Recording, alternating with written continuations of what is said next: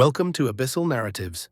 Today you're not just watching a video, you're standing at the edge of something ancient, something that has whispered through the minds of mystics, tormented the dreams of occultists, and lured seekers of power into silence, madness, and obsession. We are not here to entertain superstition or recite fairy tales. We are here to explore the living archetypes hidden behind 5 of the most dangerous names in demonology.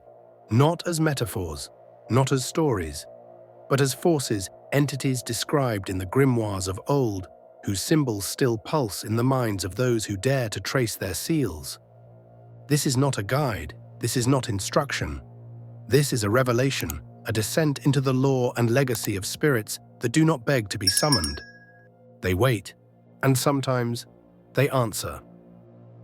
Bael, the king of invisibility and the loss of self.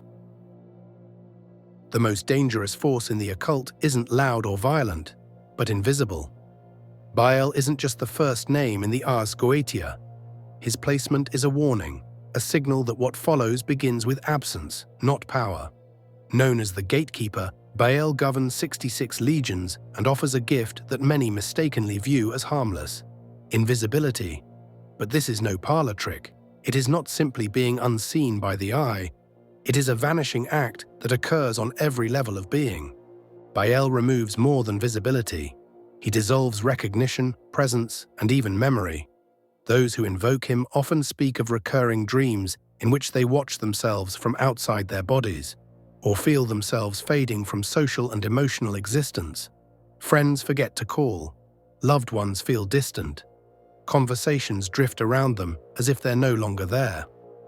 Others report a strange silence falling over their lives, not just external but internal. Their thoughts feel muffled as if coming from far away. Even their reflections sometimes look unfamiliar. It's as if Bael peels back the layers of the self and lets you experience what it means to exist, without context, without form. A shadow pretending to be a person. His power grants movement without notice, a voice that leaves no echo, and a mind untouched by the world. But the price is steep. The longer one holds onto Bael's gift, the more the anchor to identity frays. Some never find their way back. Some become observers of life rather than participants. To vanish is seductive, but in Bael's silence, many discover too late that what disappears isn't just perception. It's the self. Paimon, the tyrant of knowledge that overwrites the mind. The knowledge you seek can begin to rewrite you from the inside out. Paimon is no whispering spirit, he arrives as an event.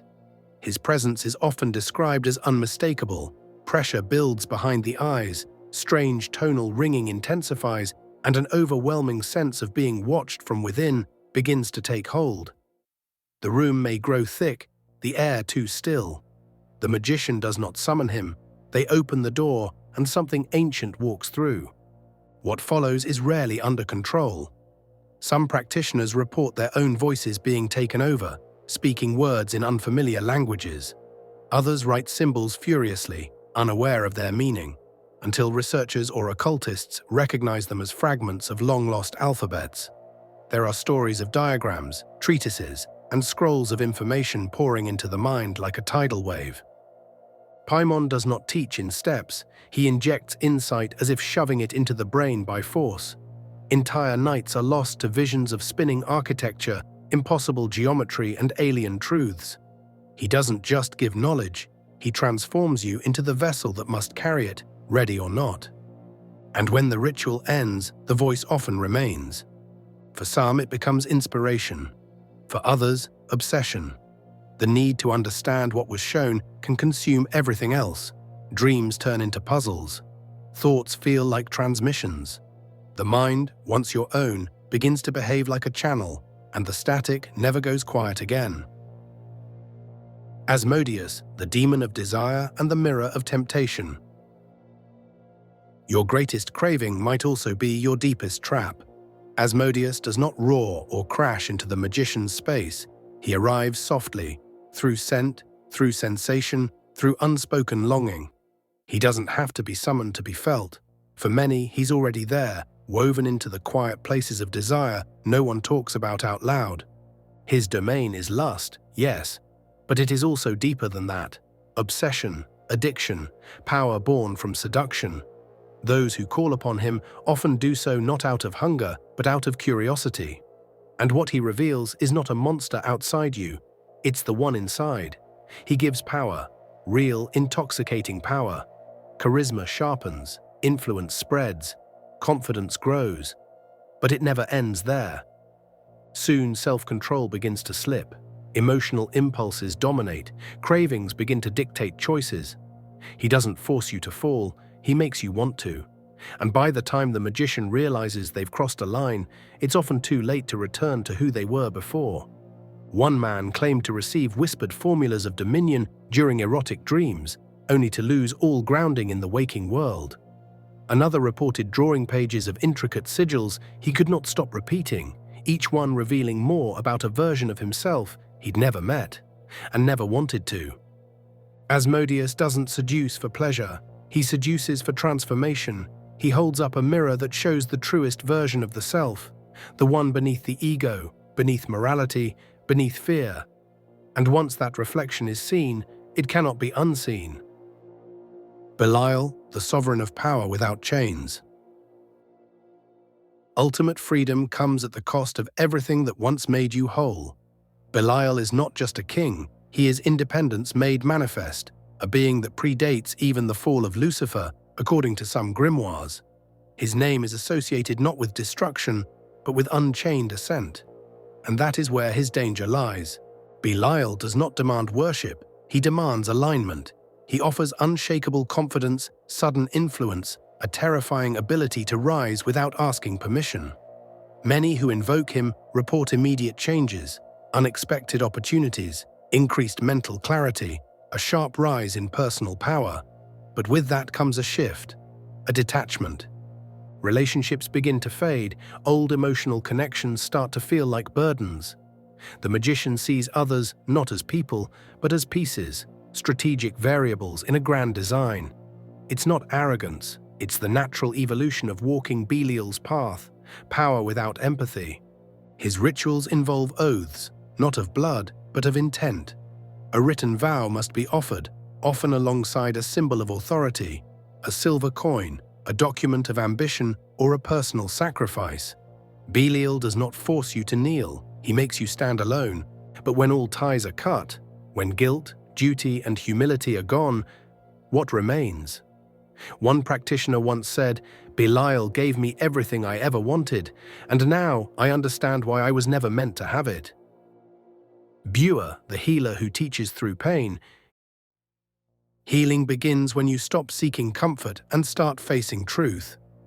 Buer is a paradox, a demon of medicine, wisdom, and philosophy who does not soothe but confronts. Depicted as a strange star-like creature with radiating limbs, his form alone unsettles the mind. And that is his purpose, to disturb you just enough that you finally look inward. Buer offers clarity, but never gently. Those who summon him often go through an initial purge, physically, emotionally, spiritually. Illness intensifies before it heals. Nightmares surface with sharp symbolic violence. Some see libraries made of bones, memories stacked like books, each one tied to a wound that was never acknowledged. He does not point to pain and make it vanish. He makes you understand it. He reveals not just the trauma, but how you've built your identity around avoiding it. His wisdom is ancient and dispassionate. It's the kind of knowledge that doesn't care if it hurts, it only cares if it's real. Practitioners use herbs like sage, rosemary, and lavender in his rituals, not just for symbolism, but for resonance. They cleanse, yes, but they also open the mind. And once the mind is open, Buer does his work. Some emerge stronger, wiser, clearer.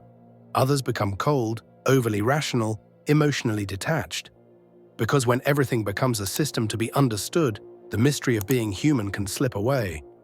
Buer teaches that every wound has a lesson, but the price of learning is feeling it. Fully, without escape. You've just heard the names. Not as fiction, not as folklore, but as keys.